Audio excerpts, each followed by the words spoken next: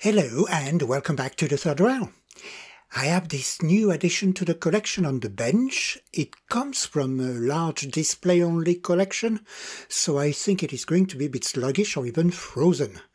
I haven't done any maintenance video for a while, so I'm going to try and bring this model back to a healthy state if needed, as I cover the usual few bits and pieces about it. So what is this? This is a Märklin 3103. It's a class T12 of the KPEV. It was the Royal Prussian Railway Administration. The model was introduced in 1994 and you'll find it on page 33 of the catalogue that year. It remained in production unchanged until 1999. This model is outside of the period I collect, but I have a very good reason to break my rules in this case. It will become apparent later on in the video, so keep watching if you want to find out. The model is a hobby product. It was Märklin's entry-level range at the time. As with other models in this line, it's based on an older tooling, which in this case was first introduced 26 years earlier, I think, with the model number 3095. It was a class 74 of the Deutsche Bundesbahn. Now we can compare the two. Let me get my 3095 out. And now let's take the 3103 out of its box. And as you can see, with the models side by side, they are identical, the only difference being the paint job, of course. Now, let's check if our model works. I'm going to give it a bit of power. No movement. The reverser is operational though. Let's try the other direction. Same thing. So, we're going to need to fix this. First, let's check the cosmetics against a white background so we can see better. It's a beautiful paint job. I like the Prussian liveries. I cannot see any paint problem on that side. The cab looks good. We have 3 painted imitation lights and a relax coupler at the back. Now the other side, nothing is broken or scratched here either. Now to the front, the lamps are intact. We can see the flat spot that would have been used for the running number on the 3095. Here it's been simply painted over. Quick look at the top of the locomotive. Everything is pristine here too. Onto the chassis. Also fine. Again, everything looks pretty new to me.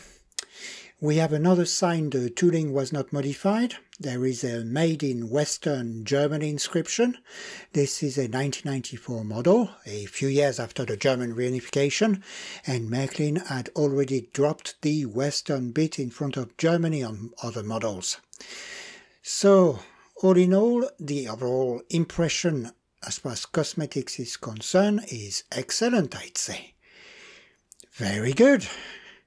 Now, what was the T12 about? The T12 was originally developed for suburban and inner city routes in Prussia. The first 4 prototypes were fully tested and certified by 1902, but the production only started a few years later in 1905. They were ordered by most regional railway directions in Prussia, but the largest concentration could be found in Berlin, with over 400 units. Wuppertal and Hamburg had around 40 units each, and the rest of the production was more or less evenly distributed across the remaining directions, with about 15 to 25 units each. The T12 could reach a speed of 80 km per hour in both directions. Given the limited distance between stops on urban lines, the T12 was designed to reach its cruising speed quickly.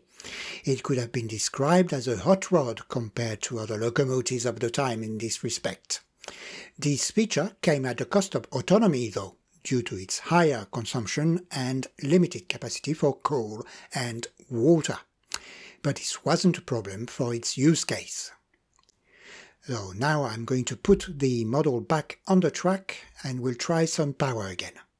From another angle this time, so we can see the lights are working. We are still not moving. Let me reverse again.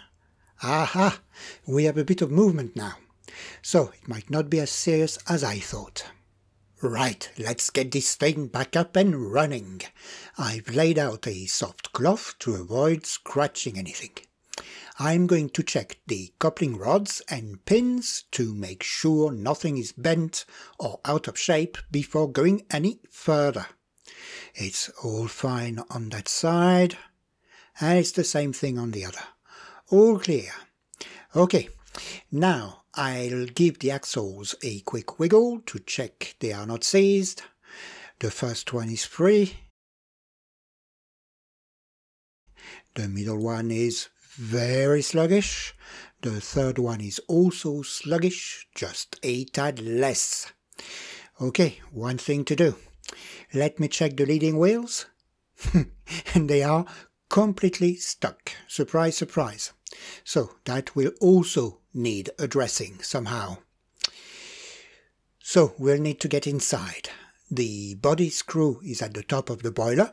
It unscrews easily. That's very nice. The body is not sticking to anything. That's a good sign too. The locomotive hasn't been drenched in oil at some point.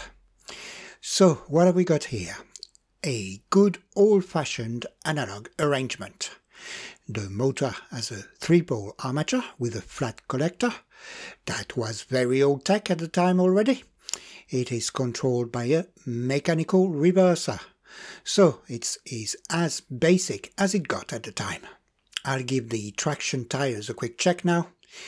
They both feel fine, so I won't change them for now. They might loosen quickly after a bit of use, so I'll check them again after the run-in. I'll check the brushes and flat collector motor next. The brushes look new, or close to new, and there's barely any residue on the copper brush.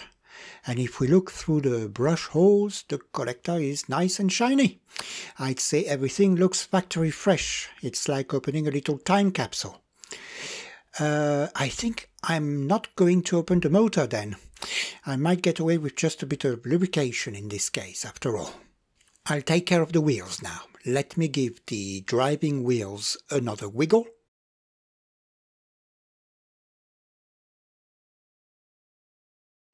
That's it, they're all free already. I'll just apply a drop of oil on the axle bearings and wiggle them to start distributing the fluids. And then I'll give them a bit of back and forth, and everything feels free and turns smoothly now. Okay, now to the seized leading wheels. It's pretty simple here. I'll just apply a drop of oil on each bearing. One here. And two there.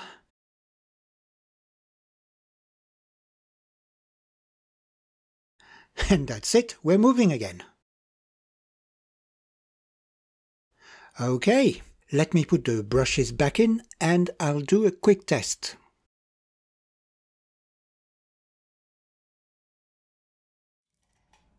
There we go.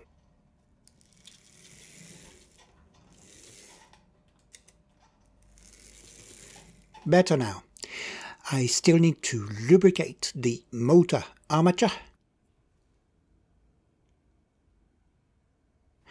I'll do it the old-fashioned way. Drop of oil on the armature shaft ends to get things going, and I'll fill up the reservoirs on each side. So then we can do another test. It's still working, but we have another little issue.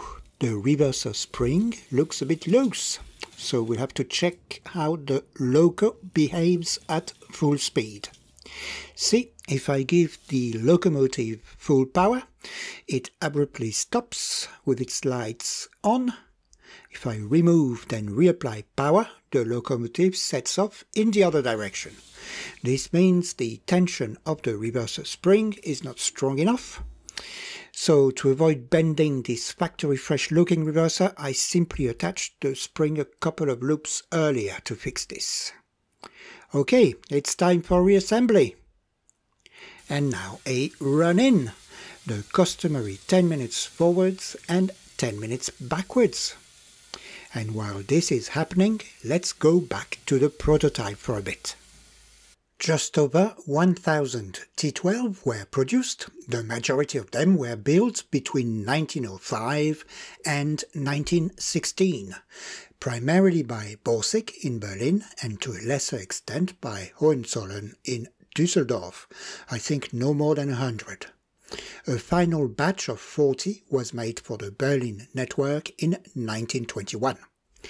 After World War I, about 100 units were transferred to other countries as war reparations, and 899 units were transferred to what would become the Deutsche Reichsbahn. They were renumbered to Baureihe or Class 74 in 1925. The electrification of the Berlin Stadtbahn in the mid to late 1920s caused the redeployment of the class. As the locomotive was ill-suited for long distances, it was assigned to light passenger duties on branch lines and shunting duties in large stations all across Germany.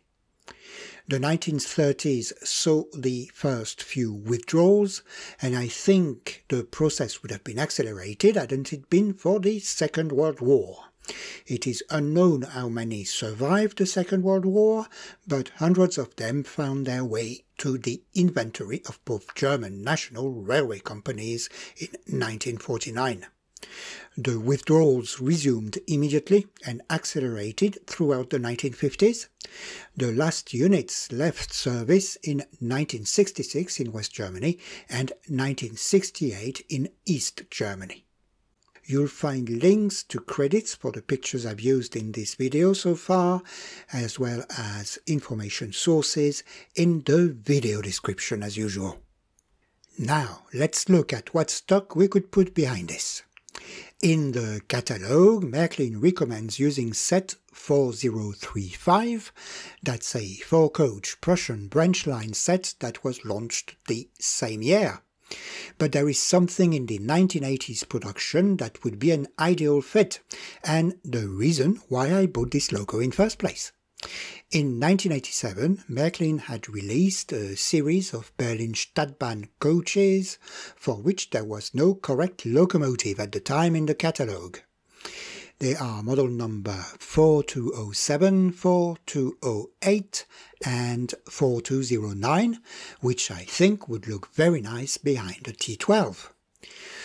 I went to my magic drawers and got mine out to form a train, and I've added a milk transport wagon in the mix. It's a wagon from the Säuglingsfürsorge der Stadt Berlin, which would translate to infant care of the city of Berlin. It was a part of the administration that was set up in the early 1900s to improve the health of babies in the city. It organized the delivery of fresh milk from a city-owned farm located in the north of Berlin, in Albertshof near Bernau. The wagons were inserted in Stadtbahn trains to ensure a fast delivery. So let me get the train now. There it is, and how nice it looks.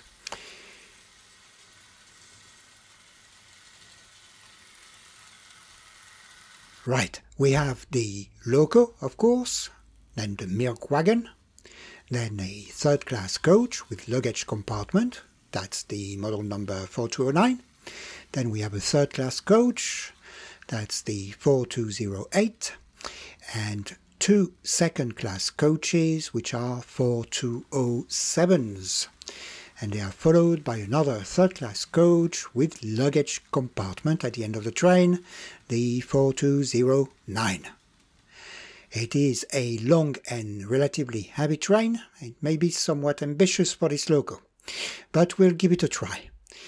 So I've sent it on its way, and to complement our Berlin theme, I got the successor of this train out. It's a Baureihe 275, sold by Märklin under its Primex brand, the predecessor of the Hobby range.